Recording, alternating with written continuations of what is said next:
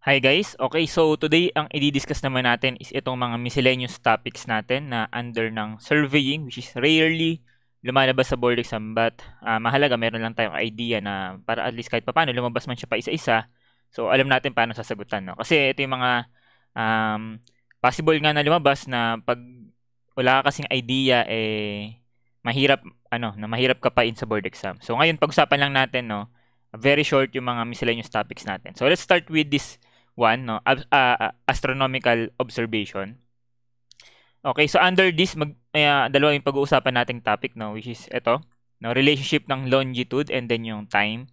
And then yung next natin will be about the celestial sphere.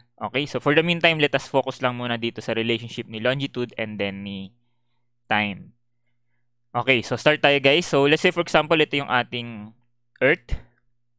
And then, ang orientation ko, tinayo ko na lang muna siya. But we know that the axis of revolution ni Earth is what? Diba, ano siya? Inclined siya by about 23.5 degrees from the vertical na nakatabingi siya. But for the sake of our discussion, itayo lang muna natin siyang ganyan.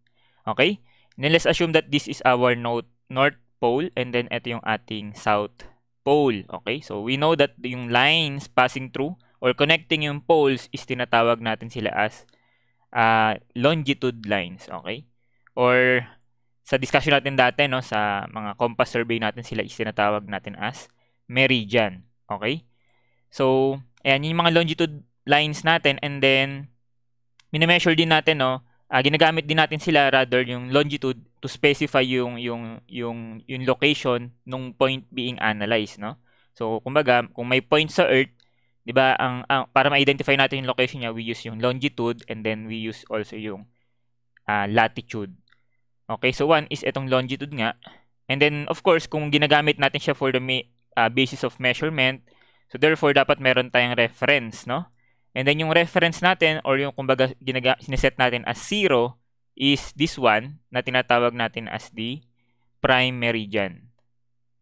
Okay, susulat ko lang guys. Prime meridian. Okay? So, siya yung ginagamit nating reference, no, ng pag-identify nung longitude ng other points sa Earth. So, 0 degree and then anything to the right of the prime meridian. So, ganyan mo siya measure. So, for example, for this longitude, 30 degrees east, no, longitude, ganun siya binabasa. So, ito, 60 degrees east, longitude. Dito naman, 30 degrees west, 60 degrees west, and so on and so forth. Okay? So, we know na yung for one revolution is equivalent sa 360 degrees, which is this one. Ayan. So, nag-drawing lang tayo na medyo naka 3D siya. So, therefore, ang mangyari dyan, no, from the prime meridian or yung reference meridian mo, so, ang ikot mo is kalahati, ito, 180. And then also for this one, 180 degrees. Okay? So yung line, no, directly opposite dun sa prime meridian, itong green, no, as you can see, this one. Ito naman ang sinatawag natin as our international dateline.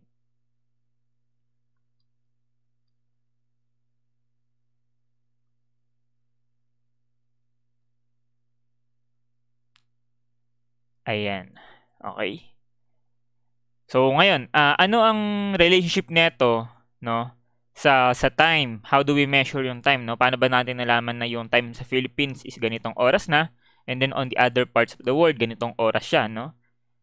So ang ginagamit doon for the basis of measurement ng time is yung longitude kung nasa saan ka. No? Kung nasang longitude ka, yun yung ginagamit na basis ng time mo. Okay? Ngayon, kaninong time ba tayo nagre-refer? Okay? Diba? Kanino ni-refer yung dapat yung time natin sa Philippines ganitong oras? Kanino siya nanggaling? Kanino siya nag-refer? Just like this one, no? Kung yung location mo na ito 30 degrees, okay, ay ni-refer mo from the prime meridian. So, kaninong time naman tayo nagbabase para malaman yung specific time sa location natin. Okay? So, therefore, meron din tayong dapat reference longitude, no, sa pag-measure ng time. So that is also yung tinatawag nating prime meridian. Okay? So lahat ng time sa lahat ng parts ng word is with reference to the time sa prime meridian. Okay? So yung prime meridian is located siya, no, pinadaan siya, no, nagkasundo sila na padaanin ito sa may Greenwich, England. Okay, lagay natin. Greenwich, England. Okay? So parang kumbaga nagkasundo na dito natin i-refer, no, yung lahat ng time na sa other parts ng word, no, other longitude, dito tayo magre-refer. So how do we measure ba yung time, no, with reference dun sa longitude, anong relationship? So ganito lang yan, guys, no. So unahin natin na eto, yung time dito sa prime meridian, okay? Sa baba tayong ganyan. As tinatawag siya as the Greenwich Civil Time, or tinatawag din siya as the Greenwich Mean Time, or pwede rin naman tawagan siya as the Coordinated Universal Time, so UTC. So familiar kayo, no, dito sa GMT saka sa UTC, no. So Greenwich Mean Time and then Coordinated Universal Time. So kumbaga nga, yun yung napagkasunduan na ito yung time sa point na to, or sa ano na to, sa longitude na to, or sa meridian na to. Okay? So ito makalumang tawag lang to, no, Greenwich Civil Time. So baka possible lang kasi ma-encounter mo kasi nga pinag-usapan natin ito mga ano to eh. Mga kumbaga ano sila, pare-parehas lang naman sila ng meaning, yung tatlo na yan. Okay, so that's why may makikita ka diyan, guys, na ano, GMT plus 1, okay, GMT minus 1. So ano yung ibig sabihin nun? So ganito yan, guys, no? So sabi ko nga, ito yung reference natin, yung kulay red na yan, no? Reference nung time. So let's say for example, ang location mo, yung position mo, guys, is andito ka sa kulay orange na to. Okay? So therefore, meron kang specific longitude.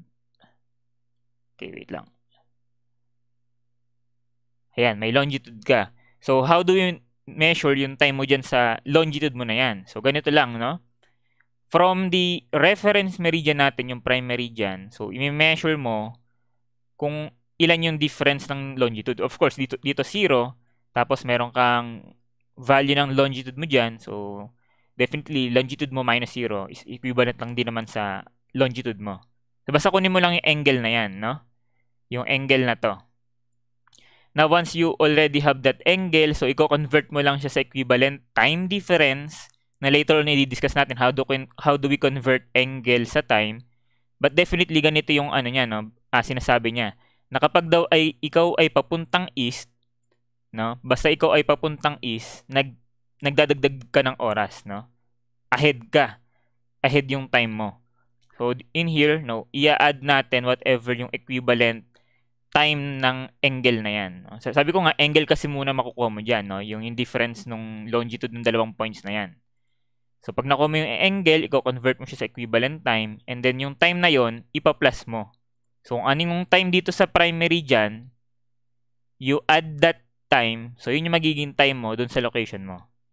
On the other hand, kapag ikaw naman ay nasa western side or western hemisphere, for example, hindi dito ka, so again, meron ka na namang specific longitude mo.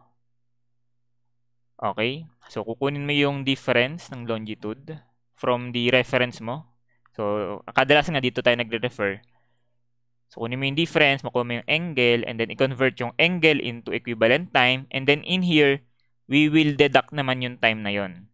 So, from your reference meridian minus yung time difference, yun na yung time mo at this point. Okay? So, ganun lang siya kasimple. Okay? So, yun nga, na yung default is we refer dun sa prime meridian. But, of course, pwede rin namang, halimbawa, ganito gawin mo. May time ka dito, no, highlight ko ng green. So, dito, sa point na yan, meron ka ng given, no? Time is given. So, pwede kasing ganyan, no? Sa kanya ka na mag-refer. So, dahil given yung time sa kanya, tapos gusto mong kunin yung time dito, no? Paano gagawin? So, from that longitude, pupunta ka dun sa hinahanapan mo ng oras. Gets ba? So, take note, dito given dito, time is unknown. So, nangyari, paano ka nag-travel? You travel eastward, tama ba? Papunta kang east. So, kunin mo lang yung difference ng longitude neto saka neto. So, makukuha mo yung angle na to. No? Angle equivalent dun sa kulay green na yan. Ngayon, yung angle na yan, i-convert mo dun sa time, no? Angle convert sa time. So, ngayon, dahil nagpapunta kang east, so you will add whatever yung converted time na yon, no? So, from time dito, plus yung time difference na nasolve mo, ma-determine mo na rin yung yung time dito sa point na to. Okay? So, pwede kang mag-refer kahit saan, so long as given na. Pero kung hindi given, so you will refer dun sa sa time sa reference meridian natin, sa prime meridian. Okay? So, gets ba yun, guys? No? Napakasimple lang. Now, ganito lang siya, no? Yun nga, madali lang siya, convert mo lang. So, ano ba yung conversion ng time sa ng time sa, or ng angle sa time? Anong relationship ng angle sa time? So, di ba alam natin that for one complete revolution, we have 360 degrees. And then we know na sa isang ikot, that is equivalent to 1 day or 24 hours. So, meaning to say, for 180 degrees, that is equivalent to 12 hours. Okay? So, meaning to say, itong 180 na to, 12 hours yung difference niyan, no? So, lagay natin, 12 hours. Ganon din dito sa kabilang side, no? Ito ay 12 hours, no? So, meaning to say, kung ang oras mo dito sa prime meridian, let's say for example, 1 AM. So, kapag kinuha natin yung time doon sa likod, no, dito. So, therefore, umikot ka ng 180, no? So, therefore, ang time difference nun will be 12 hours, no? So, therefore, kung 1 AM ka dito, ikot ka ng ganito. So, magiging, I guess, 1 PM, no? Doon sa likod. Okay, ganun siya. So, ang convenience dito, since we know na 180 degrees is 12 hours. So, ang ginagawa, we divide na lang, no?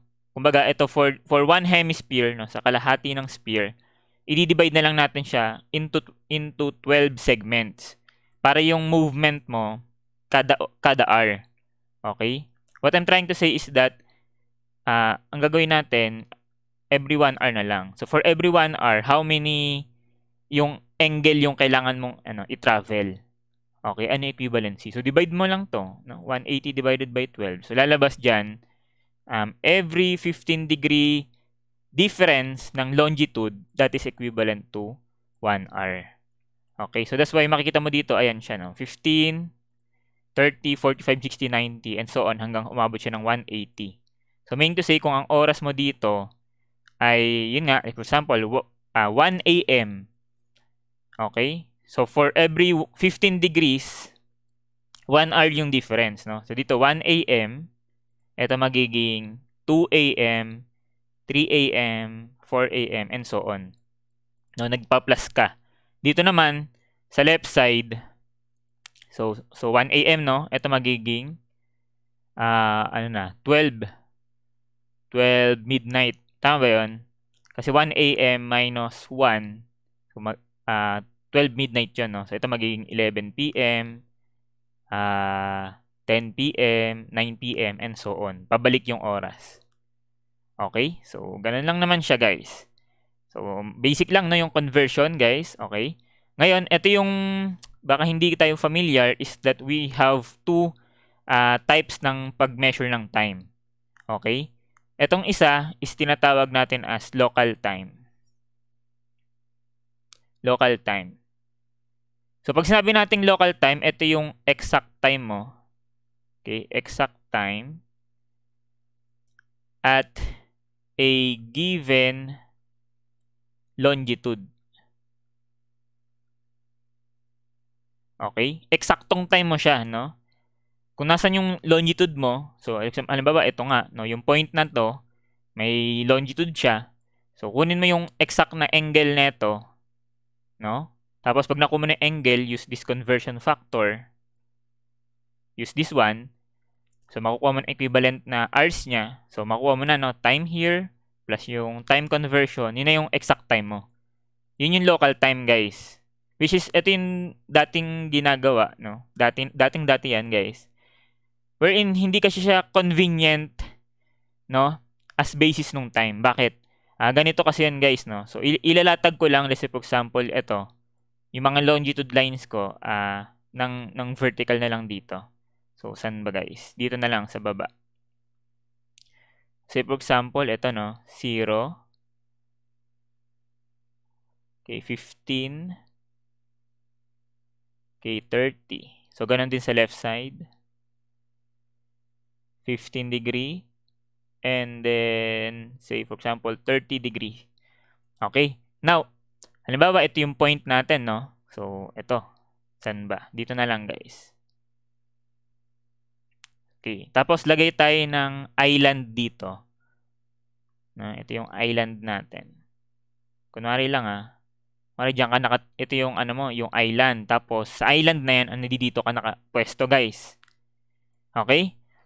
Now, syempre, ma-identify mo yung yung longitude mo. So, makukuha mo, let's say, for example, that is 20 degrees. Okay? So, sabi ko nga, makukuha mo yan. Kung may time ka dito, therefore, the difference will be 20, of course. So, convert mo 20. Paano yun? 20 degrees times 1 hour for every 15 degrees. So, makukuha mo yung, yung equivalence. And then whatever yung time dito, ipa-plus mo yon, makuha mo na yung time mo doon sa specific point mo. So may makukuha kang time, no?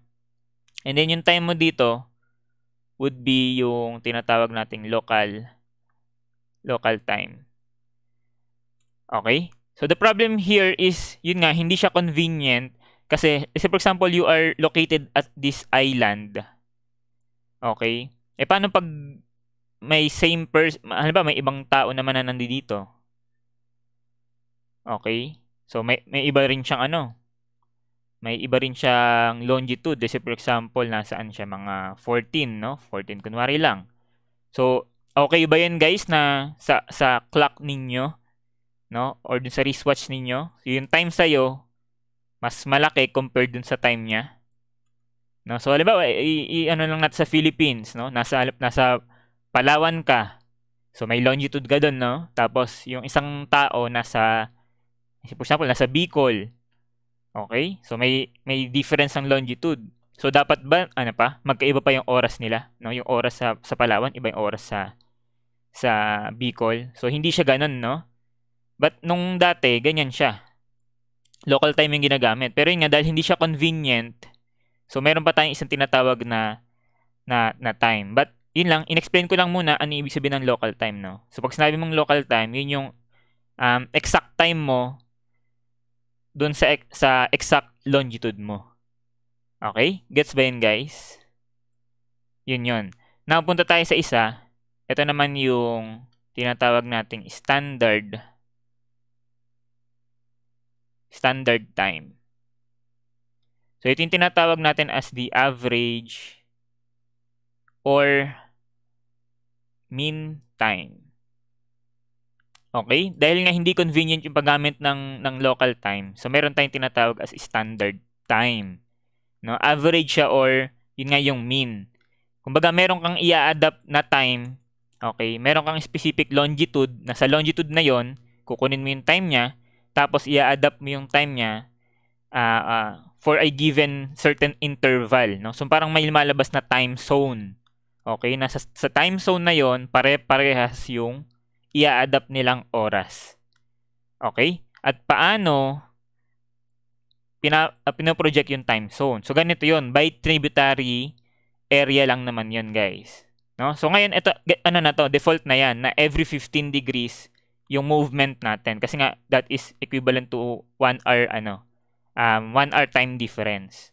So, ganito siya ginagamit, guys, no? Ano yung time interval na sinasabi ko? So, kakalahatiin mo lang to, guys.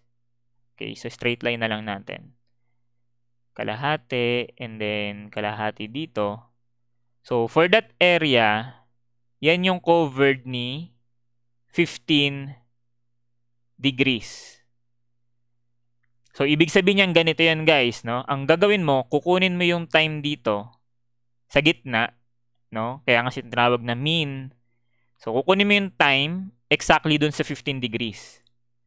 So, kung ano yung time dito, yun na rin yung time na i-adapt mo dun sa range niya, no? Dun sa area niya. So, pare-pareha sa blue area na to, kung ano yung time sa 15 degrees, yun na rin yung time on this shaded area. So, yun na rin yung time na i-adapt mo sa 14.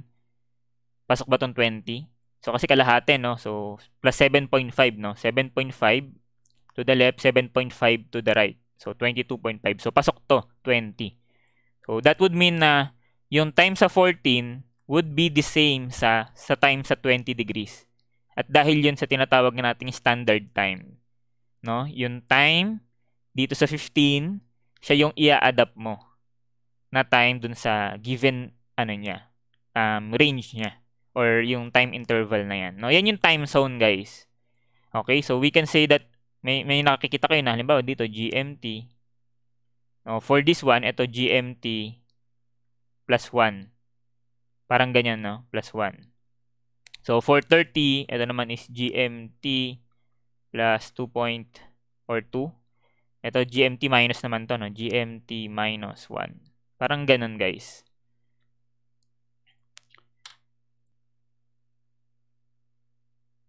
Okay. So, nagets ba yun, guys? So, yun yung no?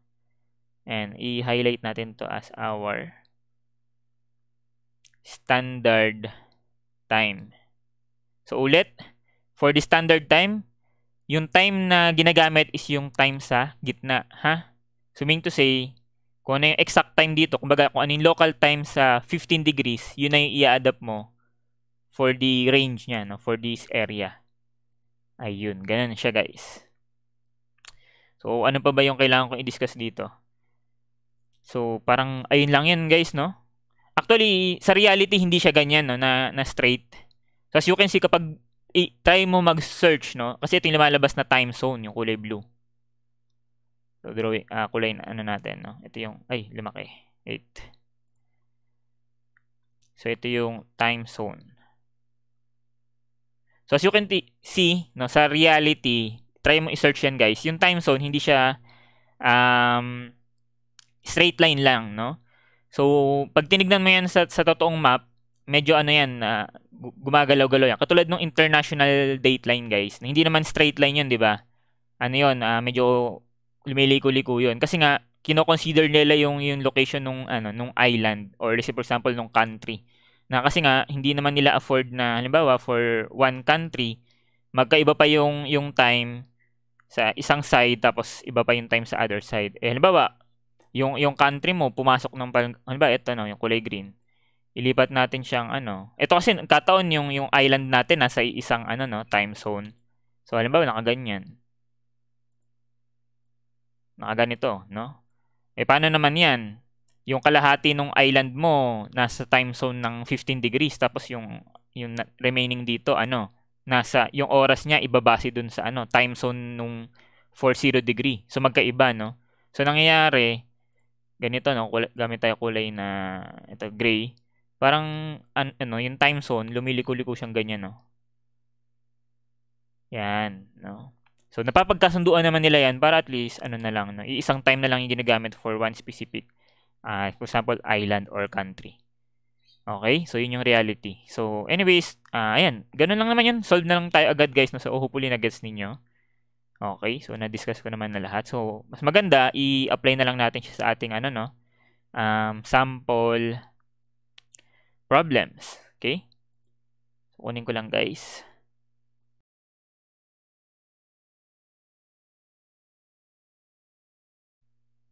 Okay, so ayan, number 180 na tayo guys sa inyong handout. So the question is what is the Greenwich Civil Time or the GCT when at a given instant the standard time at 1:22 degree 15 minutes 30 seconds east, longitude is 4:45 p.m. Okay? So, kailangan lang aware tayo sa binibigay. Anong time binigay? Standard. So therefore meron lang siyang reference longitude na pinagkuhanan nung time na to. 4:45. So tinatanong yung time no sa prime meridian or yung Greenwich Civil Time. So ngayon hanapin lang natin kung nasan to. No, kung nasa ang longitude papasok itong 122 kasi nga ganito yun siya no, every 15. So we count from 0, 0, 15, 30, 45, 60, 75, 90. Ano next? 105, 120, saka 135. So doon tayo mag-drawing na lang, no? So i-drawing natin yung 105 and then 120 and then 135. Ayan. Tapos dito nakalagay si 122, no? So halimbawa, nandito yung location mo. So ito yung 122, 15 and then 30. Okay? But the given is standard time. So therefore, ang reference natin is itong area na to, no? So lagay tayo area. Okay, so for that specific area, kalakalahati, ang binigay, ang time daw dito is 4:45 PM. So yung 4:45 PM is ano siya? Sino yung tinutukoy niya, no? Kaninong oras 'yan, guys? Kung ito ay standard time, sinong tinutukoy niya? So yung 4:45 na 'yan, tinutukoy niya yung time doon sa gitna sa 120. Okay? So time niya 'to. So knowing that, ang tinatanong yung time daw, no? The GGCT, okay, which is referring to the time sa 0. So paano ka magta-travel, guys? Nasa 120 ka. So from 120, you will travel westward rather, no? Pupunta kang westward para makabalik ko dun sa 0 degree. So yung difference would be 120 minus 0 or equivalent sa 120 degrees. And then westward, lagyan natin westward, no? Para ma-indicate natin na we will subtract.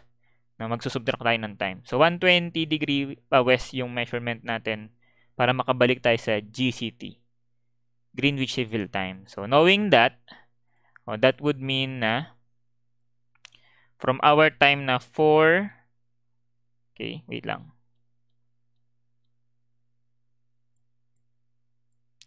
No, from our time na 4:45 PM. So mas maganda, guys, itong 4:45 PM i-represent natin siya using yung military time natin na 24 hours format, no? Para mas maganda siyang i-input sa calculator, no? Kasi ito 12 hours format 'yan. So gawin natin 24 hours format. So how do we do that? So dahil PM 'yan, so we will add 12 here, no? So this equivalent sa 16:45, no? 24 hours format. So, yan yung lalagay natin. So, from our time na 16:45, we will deduct 120 degrees. But sabi ko nga, naka-angle pa yan. So, convert. So, ano yung conversion? You can use any conversion here, no? Ayan. So, it's up to you, no? Kung saan ka sanay. Pero ito na lang gamitin ko, guys. Okay lang ba? Ito na lang. So, sabi ko kahit sino dyan, it's up to you. Ito na lang ako. 15 degrees, 1 hour. So, lagay natin dito, we multiply this by 1 hour for every 15 degrees. So, magka-cancel out yan, no? So, makukuha mo na equivalent time difference. And then, yun, makukuha na natin yung GCT. Okay. So, ayan, pakita ko lang sa calculator ko siguro, no? Paano siya i-input. So, 16 degree and then 45. No, kasi pwede mo rin namang basahin niya na 16 hours 45 minutes, no? So ganyan ko siya nilalagay. 16:45 and then we deduct what? 120. So pwede mo rin lagyan ng degree. And then multiplied by the conversion na 1 hour every 15 degrees. Pwedeng ganyan, guys. Okay? Gets ba? Okay. let's click this one.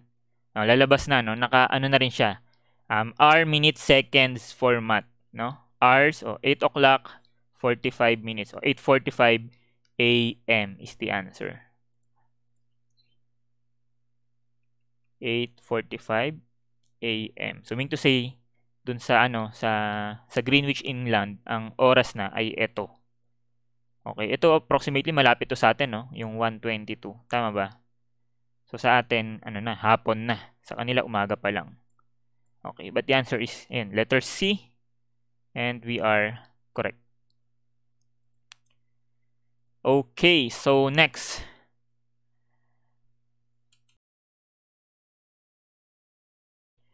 Okay, so number 119 tayo, guys. So, basahin natin. No? So, sabi dito, what is the Greenwich Civil Time? Again, GCT. When at the given instant, the local time at same longitude, no, katulad nung kanina, but ang statement is local time. No? Ang local time daw sa longitude na to is 4:45 p.m. Okay? So, anong ang difference niyan, guys? So, kung magdodrawing ulit tayo dito ng mga natin, no? Longitude. So, from 105, 120, and then we have here 135. So, saan ka located? Dito. So, ito ay 122, 15, 30. Okay? Since ang given is local time, so that would mean yun yung exact time dun sa exact longitude. Okay? Na yung 4:45 p.m. na to ay local time. So, mean to say, yun na yung time dito sa longitude na to. So, ang gagawin natin, edi babalik tayo sa 0 degree sa primary dyan. So, dito, sa 0. So, therefore, yung angle difference would be yung 122, 15, and then 30. And then you travel pa west. So, you will deduct. Okay? So, ganun na lang ulit yan. No? So, therefore, GCT is equal to dun sa time mo na gawin nating 24-hour format, 16:45. So, 16:45, and then you will deduct 122, 15, 30, and then conversion factor, 1 hour for every 15 degrees. Okay, so yun yung difference, no? Kasi nga kapag halimbawa hindi ka familiar sa standard time, local time, ayan, baka magkamali ka. No? So at least ito alam mo na. Okay, equals yan saan, guys? So again, and pakita natin sa calculator how do we input that. So 16:45, and then we deduct 122, 15, and then 30, and then conversion factor na 1/15 degrees.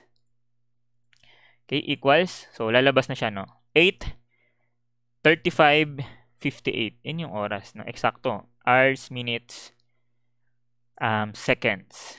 8:35:58.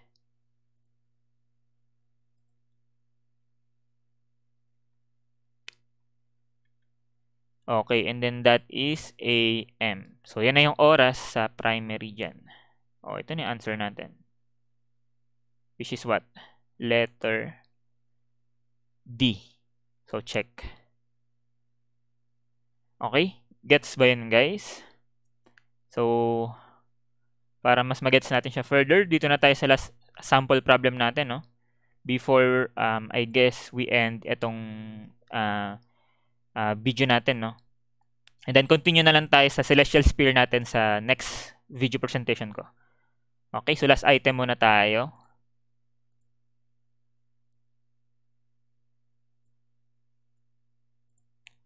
Okay, so number 120. Okay, wait lang. Okay. So, if the longitude of place X is 123.49 east, what is the local time when the standard time is 3:15. Okay? So, this is referring to same longitude, no? So, kung sa longitude daw na ito, ang oras daw, ang standard time is 3:15, ano daw yung local time niya? O, saan mag-fall tong ano? Yung 1, 2, 3. So, parang doon pa rin siya, no? Sa interval natin na pinakita kanina. Lagay natin 105, 120, and then 135. So, nasan siya? Andi dito siya, no? So, this is 1, 2, 3, 49. So, dahil may pinag-uusapan na local and then standard, so drawing tayo ng ano, no? So, sa standard, kailangan natin yung time zone or yung interval niya. So, ito. Dito, ano to? 120 minus 7.5, at is, I guess, 112.5.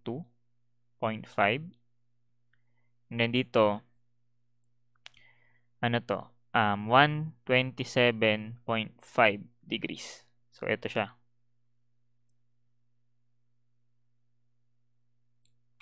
Okay? Ngayon, anong binigay guys? Binigyan tayo ng oras. 3, 15, 30 p.m. Kita ba yung sulat ko? Okay? 3:15, 30 p.m. Yan daw yung oras dito. Pero sinasabi, oras yan if you are referring to the standard time. So that would mean na itong 3:15:30 p.m. na yan will be yan yung eksaktong time dun sa gitna, no, na itong time interval na to or yung time zone na to. So mean to say, itong time na to is referring actually sa time at 1:20. Yan yung time dyan. Na inadapt mo na nga lang for this area kasi nga standard ang pinag-uusapan. No? Nakakuha ba guys? Ngayon, ang tinatanong, given that, ano daw yung local time dito? Ano yung local time dyan? Yung eksaktong oras. Kung gusto mong kunin daw yung eksaktong oras, ano daw yung eksaktong oras dito? Sa mismong longitude na to. O di, madali na kasi hindi mo na kailangang bumalik dito guys sa ano Pwede kasing ganun, no? Ang gawin mo, balik ka muna sa Greenwich Civil Time or Greenwich Mean Time. So, paano yun? So, gawin mo yung ganitong solution kanina. Katulad nito, di ba? Binigyan ka ng standard. So, nasa 120 ka, ibig sabihin. So, babalik ka ng 120 degrees to the west. Makuha mo yung time dito sa, sa primary dyan. So, pag may time ka na dyan, so, pwede mong gawin is you travel forward naman, no? So from may time ka na dito, balik ka na dito.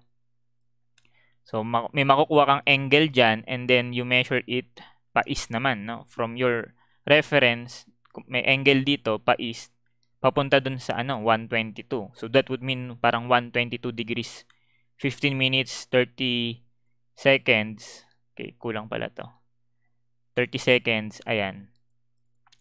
Tinravel mo pa east.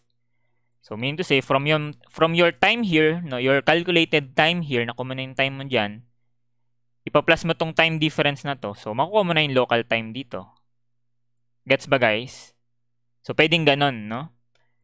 Nanggaling ka dito, bumalik ka sa 0, and then, nag-travel ka forward. From 0 naman, papunta dun sa specific longitude para makuha mo yung local time doon. Pwedeng ganon. But pwedeng shortcut naman, kasi nga, meron ka ng time sa 120, tinatanong mo na lang naman yung time sa 123. Eh di why not ang travel ko na lang is from here papunta doon. Yan na lang. No, that would mean ilan yung angle difference niyan. That is 3 degree and then 49 minutes. So from your time here na 3:15:30 p.m. gagawin mo magpa-plus ka na lang kasi you travel eastward, no? So, magpa-plus ka na lang ng equivalent time neto o makuha mo na yung eksaktong time dito sa 1, 2, 3. Okay? Para hindi ka na babalik sa sa primary dyan. But you can do that, no? Okay lang? So, yan ang gagawin ko, guys. So, therefore, the local time would be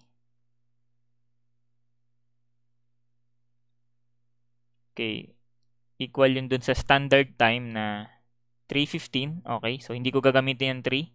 So, convert ko to sa 24 hours format. So, plus 12, 15, 15, and then 30. Yan yung gagamitin ko. Okay, 15, 15, and then 30. And then, dahil ako'y nagpuntang east, so I will add 3 degree, 49 minutes, and then conversion factor of 1 hour for every 15 degrees.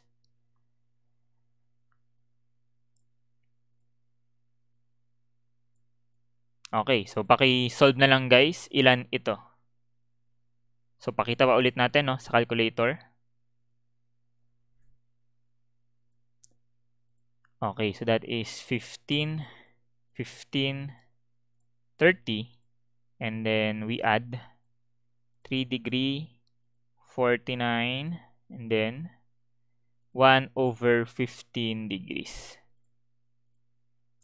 Okay, so ayan na siya, no? 15, 30, 46. So kung gusto mong ibalik to dun sa 12-hour format, so you will just have to deduct 12, no? Bawas ka lang ng 12.